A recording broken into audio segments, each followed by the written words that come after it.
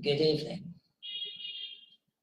Greetings from my country, where it is about a 20 to 11 post-meridian, or 22 hours and about 42 minutes of the 13th of January of the solar year 2019. Once again, I crave leave to extend my most cordial, respectful, and warmest greetings to all of you on this Sunday evening, which is still, according to the old calendar, within the so-called period of Christmas, as the season of Christmas, according to the old calendar, is supposed to last for 40 days until the 2nd of February. Many of us already celebrated Christmas on the so-called Christmas Day of the Northern Hemisphere, which was the 25th of December of the year 2018, last year. Some communities began celebrating Christmas only about a week ago, which was on the 6th of January. And certain other communities are expected to celebrate Christmas not until the 22nd of January.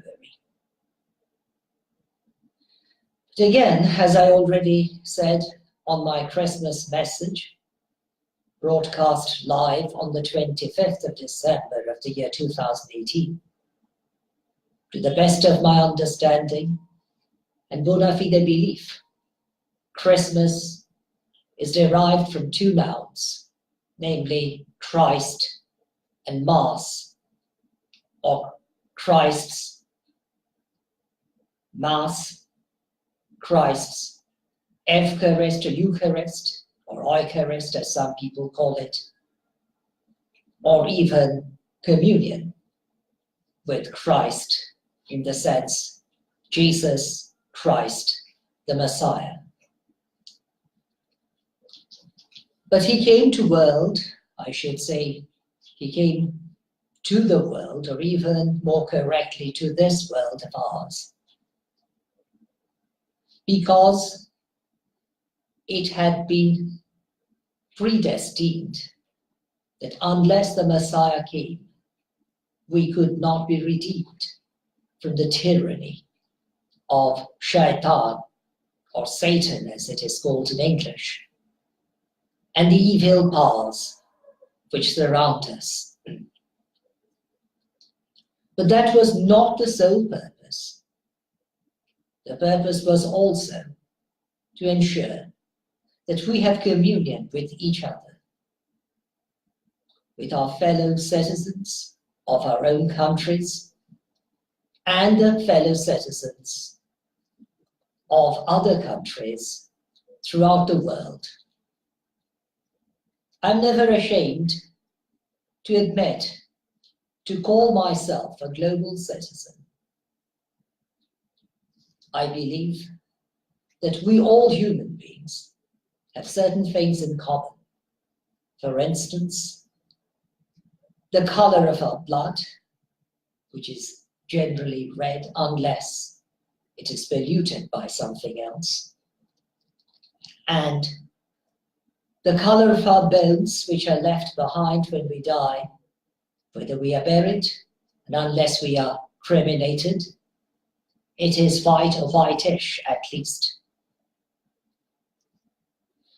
So regardless of our birth, our backgrounds, our education, the color of our skin, our heredity, our poverty or wealth, we are all common, at least in one aspect, and that is called we are human beings. Human beings, however, when it is translated in my, or I should say into my native tongue, mother language, derived from Sanskrit, we say manush, which is derived again from two nouns, or I should say one noun and another adjective perhaps. Man means dignity, and hush means being aware. So according to my mother tongue, or native language, or native tongue and mother language, however I may be permitted to put those words, humanity requires that we, being human beings, do not disregard others. Our dignity of humanity can and ought to be maintained only, but only if we are aware of our surroundings and the good and well-beings of others. Even during this season of happiness for many, if not most of us, too many people are suffering throughout the world. Too many people in countries like Yemen are without food, without proper drinking water, without hope of any future at all. Likewise, hardly Christmas had passed when a country, or I should say islands or peninsula belonging to a certain state or country, namely Indonesia, were hit again by another tsunami, which caused devastation. Too many people are still homeless. Too many people are still suffering.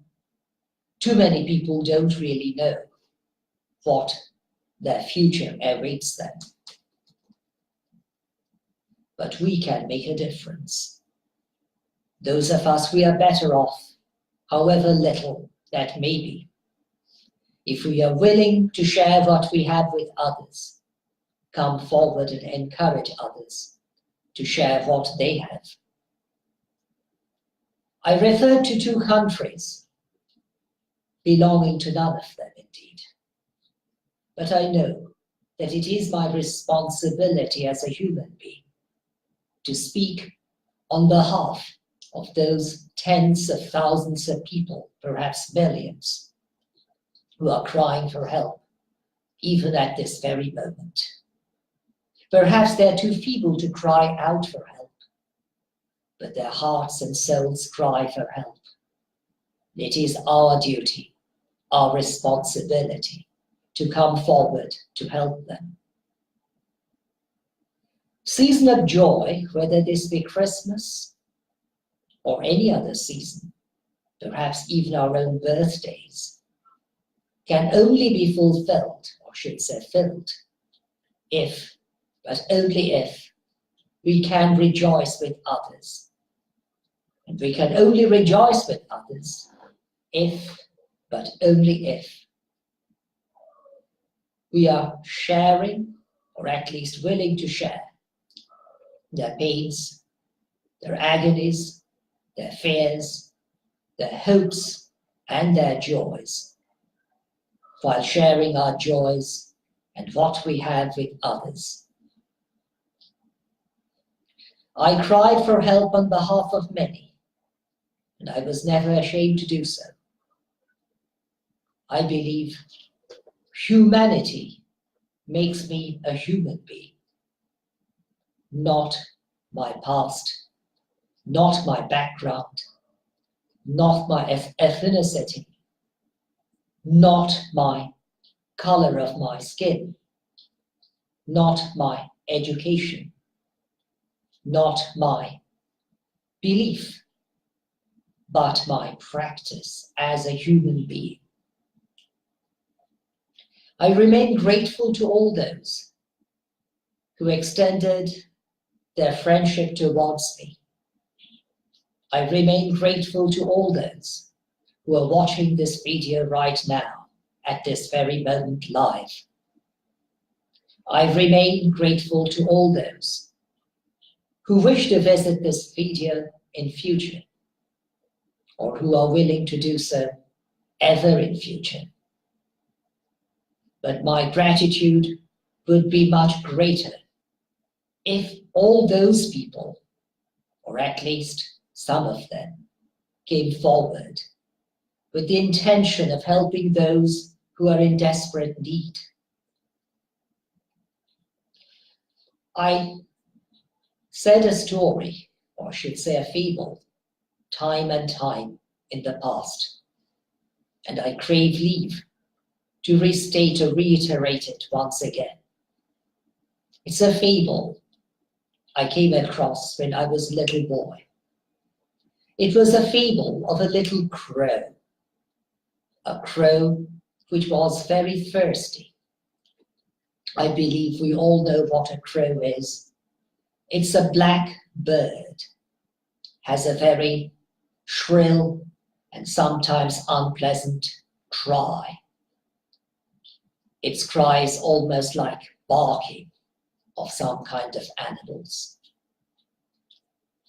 It may not be very pretty, but it often is very helpful because it cleans our cities, our towns, our villages, and what is around us. It often feeds on dead beasts, dead animals, dead insects. I mean, dead beasts, dead animals, dead insects.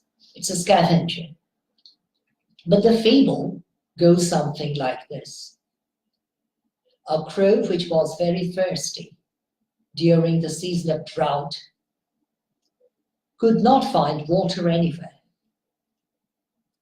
So it began flying from one end of country to another. Remember, this is merely a fable. But while flying, it suddenly discovered that there was water in a very deep well. The well was indeed very deep, very narrow.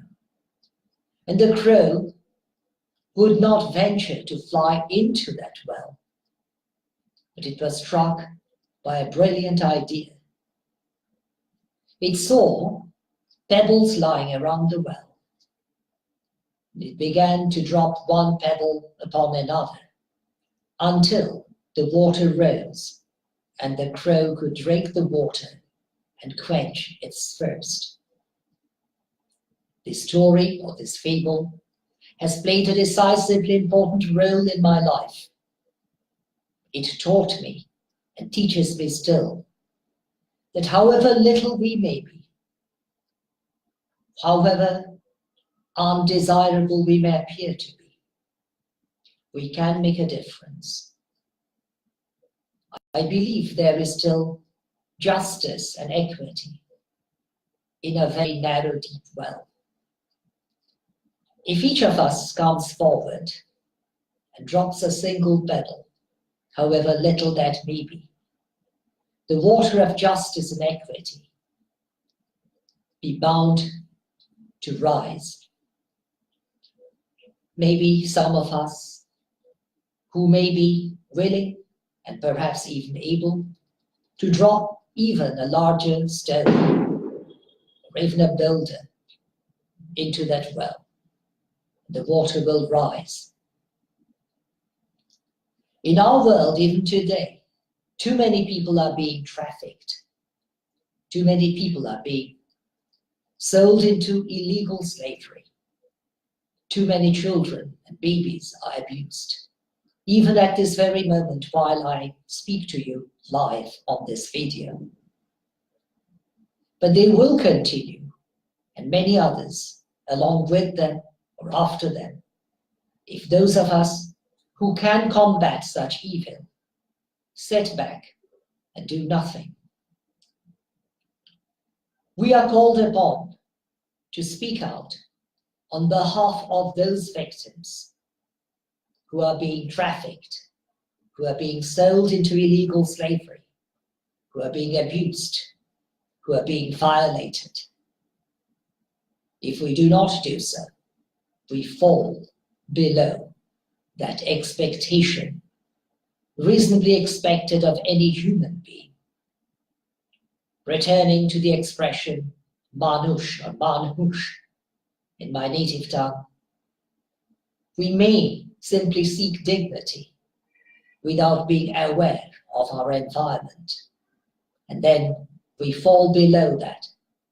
We do not and cannot complete that circle of humanity and deny our human births in reality. So let us endeavor to speak out on behalf of those who cannot speak out on their own. Let us stand up on behalf of those who are too frightened to stand up. Let us fight lawfully, yet without being violent, against injustice, oppression, and all those who commit injustice against the victims concerned, against those who are oppressors in victimizing the innocent individuals of the world, whether those victims are little babies, young children, youths, women, or those who are discriminated on another ground or other grounds. My most respected, beloved, precious, and highly esteemed friends, if you consider me to be your friend, then please answer this call of mine. Please come forward and try to help those who need our help. You and I can make a difference in our world.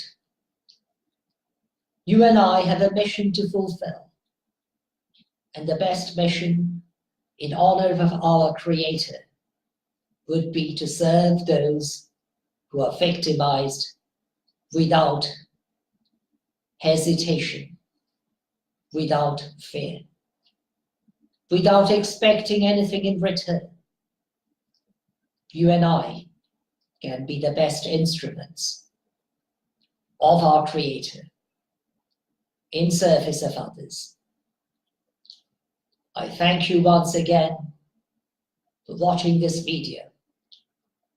Wish you God's rich blessings and a very blissful, good, and successful solar year of 2019. Thank you once again, and goodbye.